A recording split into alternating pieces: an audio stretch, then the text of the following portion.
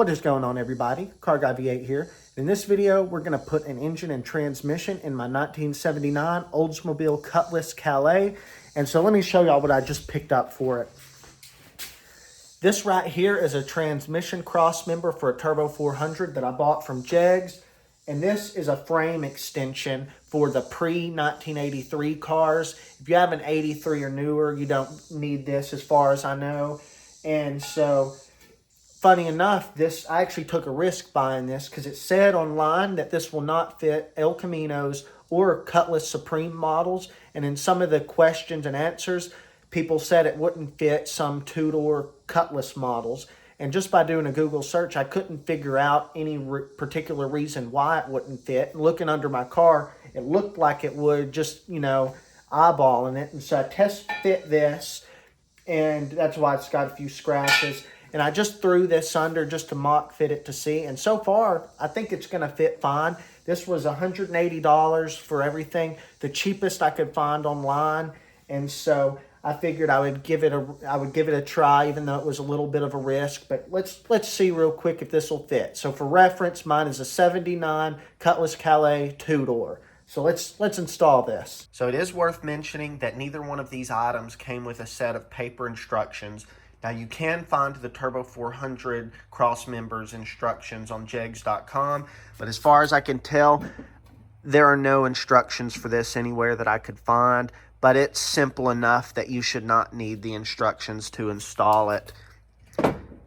This side goes up into the frame right here, and this is where you are going to mount your transmission cross member to. It's going to sit about like that. You can see here's this side of the frame over there, and here's this side, which is much shorter. So we're just going to slide this up in there. And now, first off, you're going to want to cut a hole in the floor pan. That really helps you access this. I actually wouldn't even need jacks for this with that hole in the floor pan, funny enough. But you see, you just line this up with those holes. I actually had to ream these out a little bit because the bolts they give you, they're good quality, but they were a tiny bit too big. So I had to use my drill right here to actually go ahead and ream those out a little bit. And now this is a perfect fit. So I guess I'm just going to bolt this up, then we'll slide that transmission cross member up in there. Well, guys, I'm underneath the car, setting that transmission cross member up here on the passenger side. Instructions said the mounting point or for the the transmission mount right there goes towards the front. Of course, you've got the cutouts for the exhaust. Let's go over here. Sorry, this probably is not the best viewing experience for y'all, but all right. Bolt holes over here line up.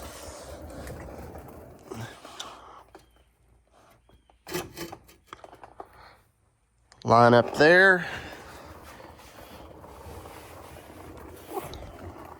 Yep, so man. There we go, guys. So it will fit a 79 Cutlass, even though it said that it may not. I wonder about an El Camino, though. I'm going to go ahead and bolt this sucker in, and then I guess we'll get this car on the ground and see about dropping in an engine and transmission. Let me pick that up. This is the engine that I plan to start out with running in the Cutlass. It's just a TBI 350 with a Wii Speed Warrior intake and a Summit, what camshaft is it? It's the 218 cam, the Summit 1785, that's what it is. A good little camshaft.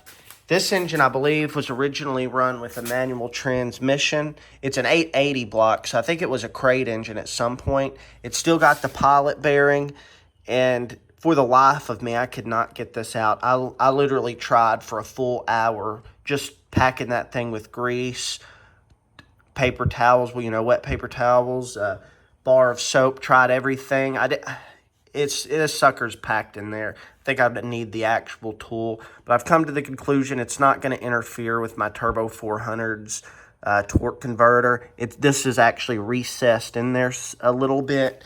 and the actual snout on these Turbo 400 torque converters. This is not the one I'm running, by the way. The one I'm running has a flush snout, flush fitting snout, and so there's no way it could actually make it in there into that bearing.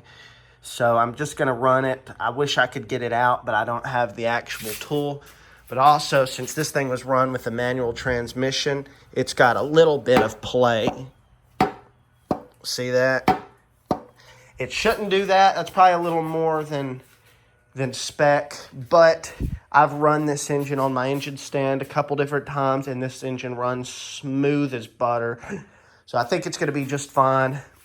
I'm running an unknown Turbo 400 as well.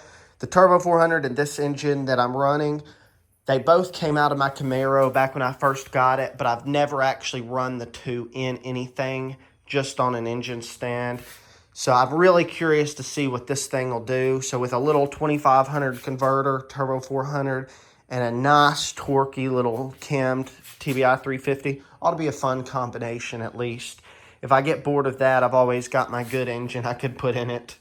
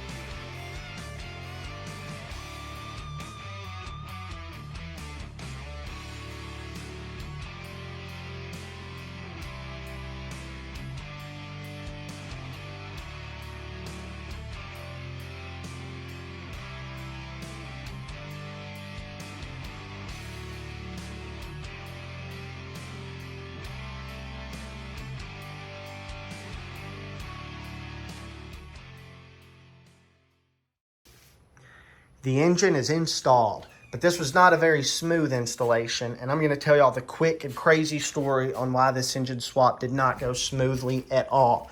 So when I dropped the engine and transmission down in here, for the life of me, I could not get this motor mount to line up over here. I couldn't get the bolt to go through the clamshell and the rubber motor mount. It was about a full inch off no matter how I held the engine, no matter what I did.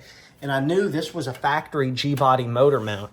The rubber mount, even though I bought it for my Camaro about a year ago, they interchange. So do the clamshells. So this was the same setup I was running in my Camaro, but for the life of me, it was just an inch off, wouldn't fit any way I tried. And so I was like, I guess the last thing I could do is I ran out and measured my El Camino's clamshell, and sure enough, each clamshell was about half an inch shorter than each one of the clamshells that was on this engine, which was crazy to me. So apparently, whoever I bought the Camaro from was running truck clamshells in it. And that's what I continued to run in the Camaro the whole time I had it, because to me, they were just factory Camaro motor mounts.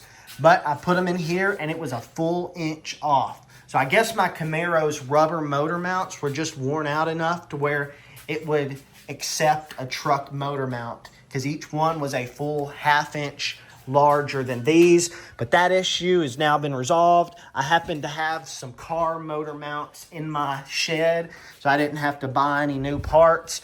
As soon as I put those on, it lined up within just a quarter inch, and then I just raised it with a flat head and, aligned everything.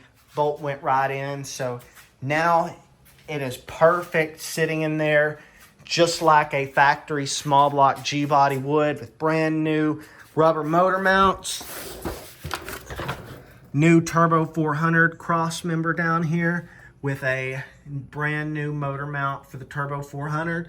By the way, this cross member, it lines up perfectly, including the frame extension. So everything's tight, everything's in there. I have not put my torque converter bolts in yet.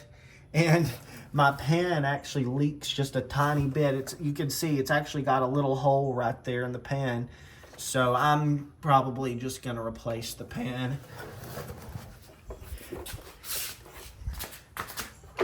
Pick this up so I don't trip and fall and injure myself. There's the new driver's side floor. But that's it for this episode, guys. The engine and transmission are installed, and I couldn't be happier to have an engine down in this thing now. It's actually starting to look like a car. So guys, thank y'all for watching this video.